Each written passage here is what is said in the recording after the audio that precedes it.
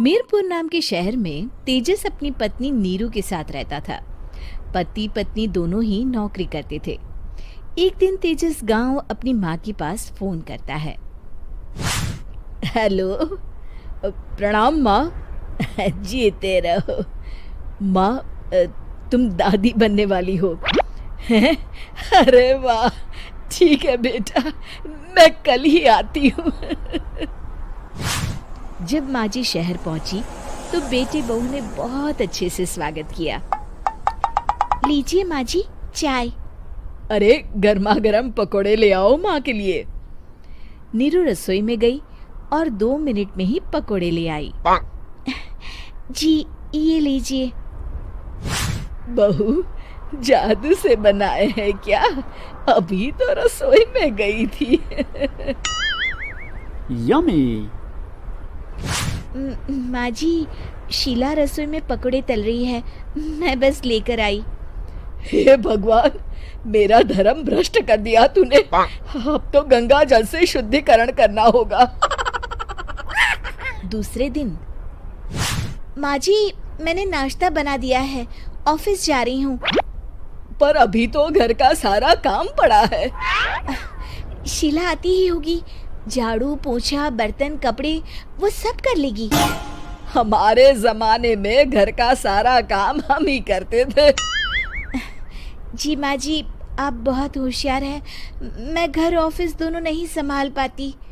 तो जरूरत क्या है घर से बाहर जाकर चाकरी करने की?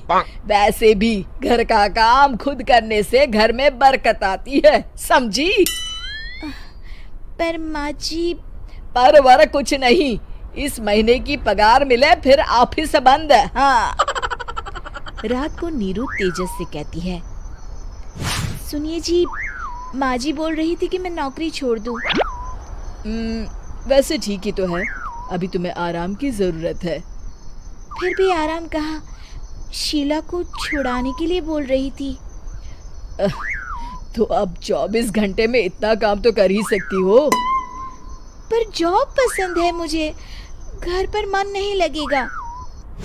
अगले दिन जब दोनों ऑफिस के लिए निकल रहे थे, मेरी तो कोई कीमत ही नहीं है इस घर में। माँ जी, आजकल महंगाई बहुत है, रहन सहन भी बदल गया है, दोनों नौकरी करते हैं तभी ठीक रहता है। अच्छा, तू कहना क्या चाहती है? मेरा बेटा तुझे बिठा के खिला नहीं सकता? तू ही इस घर का खर्च चला रही है, हैं? नहीं माँ जी, मेरा वो मतलब नहीं था। मतलब खूब समझती हूँ, ये बाल धूप में सफेद नहीं किए मैंने। हाँ। अब तो ये रोज का काम हो गया था। तेजस भी रोज की झिकझिक से परेशान हो गया था। एक दिन उसने कहा, नीरू, वैसे भी तुम्हें मैटरनिटी लीव मिलने वाली है, तो अभी से ही छुट्टी ले लो। पर क्या, मेरी सैलरी अच्छी खासी है। आखिर नीरू ने रिजाइन कर दिया। जब बच्चा हुआ तो घर में सब बहुत खुश हुए। कुछ दिनों बाद तेजस फाइल देख रहा था। क्या हुआ तेजस, कुछ परेशान लग रहे हो? हाँ, वो हमारी जितनी सेविंग्स थी वो तो हॉस्पिटल में और छठी के फंक्शन में खत्म हो गई है नीरू।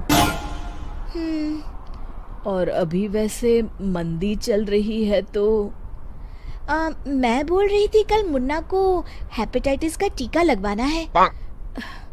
नीरू, क्या पोस्टपोन नहीं कर सकते? नहीं जी, बिल्कुल नहीं। अब तेजस को समझ में आ रहा था कि उससे गलती हुई है। पैसों की कमी का असर घर के माहौल पर भी पड़ रहा था। अगले दिन, बेटा मेरा चश्मा और ये दवाइयाँ ले आना, पर्चा देते हुए माँ जी ने कहा। जी। तेजस, मुन्ना के लिए दूध का डिब्बा और डायपर भी ले आना, और ये किराने के सामान की लिस्ट है, इसे भी लाना है। तेजस गुस्से में लिस्ट मरोड़कर फेंकता है और चिल्लाता है, पैसे क्या पेड़ पर उगते हैं? ये ले आना, वो ले आना। अरे पर ये जरूरत का सामान ही है। वो गुस्से में बिना कुछ कहे ऑफिस चला गया। अरे लंच तो ले जाइए। नीरू दौड़कर डिब्बा पकड़ाती है एक दिन खाना खाने के बाद, नीरू, अब तो मुन्ना कुछ बड़ा हो गया, तो अब तुम वापस ज्वाइन कर लो ना जॉब। पर इस रिसेशन में जॉब मिलना बहुत मुश्किल है। ट्राई तो करो। फिर मुन्ना? माँ जी है ना, और एक फुल टाइम मेड भी लगा लेंगे। पर माँ जी, उन्हें तो पसंद नहीं। तभी माँ जी वहाँ आ जाती है और प्यार से नीरू के सर पर हाथ फेरते हुए बोलती है, अब मेरी समझ में आ गया बहू, पहले के और अब के समय में अंतर है। तुम काम शुरू करो, मुन्ना की जिम्मेदारी मेरी। मेरी प्यारी माँ जी। ये कहकर नीरू उनके गले लग गई। शिक्षा, परिवर्तन संसार का नियम है, हमें भी समय के साथ चलना चाहिए। उम्मीद है कि आपको हमारी ये कहानी पसंद आई होगी। कृपया हमारे चैनल को सब्सक्राइब करें और सभी अपडेट्स के लिए बेल आइकन जरूर क्लिक करें। और हाँ, वीडियो लाइक और शेयर करना मत भूलिएगा। Bye bye.